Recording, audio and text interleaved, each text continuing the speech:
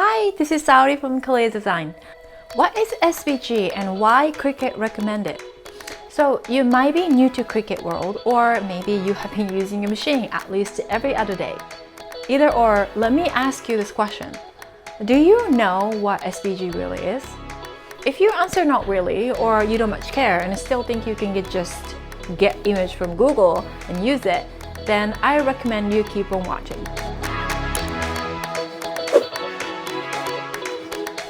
Oh, and if you're serious about starting SVG digital file business, then this is the foundation knowledge you'd have to build your SVG business empire on. So say, what is really SVG? SVG stands for Scalable Vector Graphic. As this name indicates, SVG files are scalable. In other words, you can expand it or shrink it without losing its quality. Do you know what type of graphics that can't do this? PNG and JPEG files.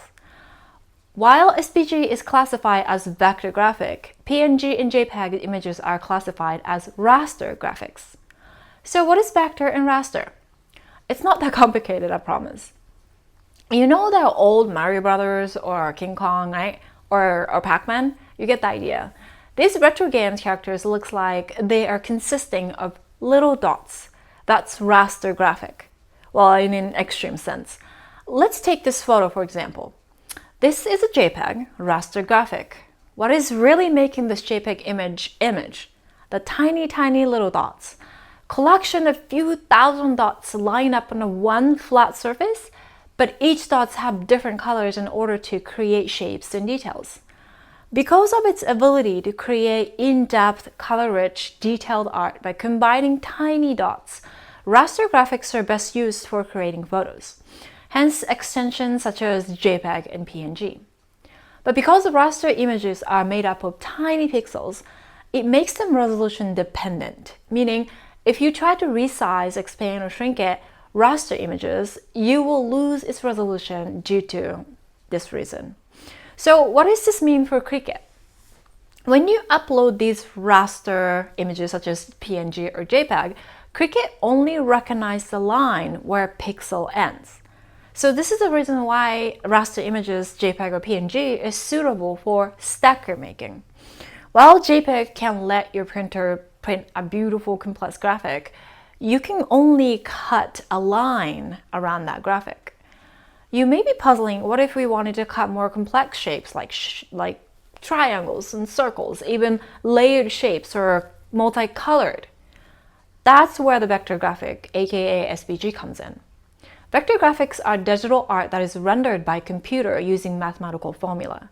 Instead of creating a graphic with tiny dots, vector graphics create its graphics of lines and shapes and colors, even if they are overlapped.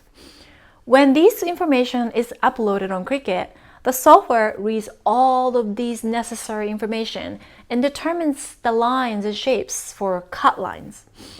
If there is more than one color, it recognizes that as well and sort the pieces by colors, making it possible to cut each element separately.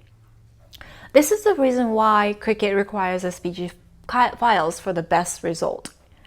Because vector is not resolution dependent, it is scalable, meaning vector art can be resized, expanded, or shrink without losing its quality. To give you a more clear understanding, I encourage you to recognize vector graphics as a digital blueprint.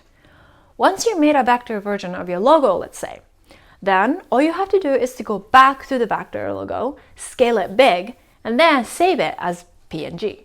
Now make it tiny and then again save as PNG. You can do that. You want to make a t-shirt with the logo? All you have to do is to go hand the vectorized logo to the t-shirt shop. Need to make a poster? Just submit the logo to your graphic designer. She or he will know what to do with the vector file. If your logo was still in raster form, aka PNG and JPEG, it doesn't work this way. Since it's resolution dependent, you'd have to edit the logo each time, scale it, and you will also lose its quality each time you edit it. In any case, create vector version first. You will save so much time and your business will look more professional, since vector can deliver crisp image for various of different sizes and save it. Now that you have basic knowledge on SVG and vector graphics, I'd love to introduce you to 3 softwares you can use to edit vector files. Again, vector files are rendered mathematically, so you will need a special software. Number 1, Adobe Illustrator. When it comes to editing and creating vector graphics, you can't beat the one and only Adobe Illustrator. I have been using this software since the day one, and I honestly don't know what to do without it. One of the many reasons why I strongly recommend this software is that if you need any answer to whatever you are trying to achieve, 99.9% you will find an answer from simply by Googling it or from watching YouTube video. If you are serious about starting SVG digital file business, then I strongly recommend you to start familiarizing yourself to this software. Only downside is, it is subscription-based service. Everyone hates this. And it is $20.99 monthly for a year commitment or $239.88 annually. But they offer 7-day free trial when you sign up, so you can take advantage of this, try this software out, see if you like it or not, and if you don't, then cancel before the free trial ends. I left the link in the description box down below if you want to try the software for free for 7 days. Number 2, Inkscape. If Adobe Illustrator is the Barney's New York, this is like a Walmart.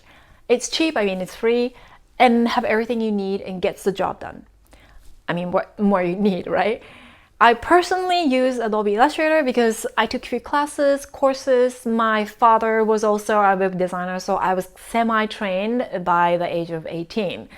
But if I were starting out my career as a graphic designer from scratch in ground zero with no budget to spare, then I'd pick Inkscape to start with.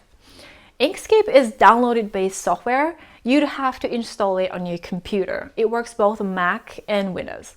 If you end up enjoying graphic designing and starting to make more money, then switch to Adobe Illustrator, because once you understand the concept of vector and how to edit it, you will be able to make that transition pretty quickly. Number 3, BoxySVG. BoxySVG is a web browser-based vector editing software, meaning you won't need to download any software on your computer, and you can access it from any computer if you needed to. It's free to use. You can save your work under various extensions, even to PNG, JPEG, and more, and it's, of course, SVG. But it lacks a major tool that I can't live without, image trace. With Adobe Illustrator, there's a tool called image trace. What it does is that software automatically traces my artwork and turn it into a vector from raster image.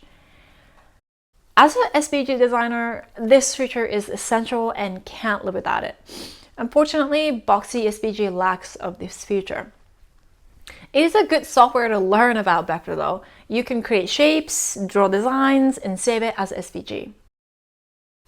I hope you learned something new today. And let me know if you have anything you'd want to learn from me. It would be very helpful if you can subscribe and hit the notification button. Happy crafting!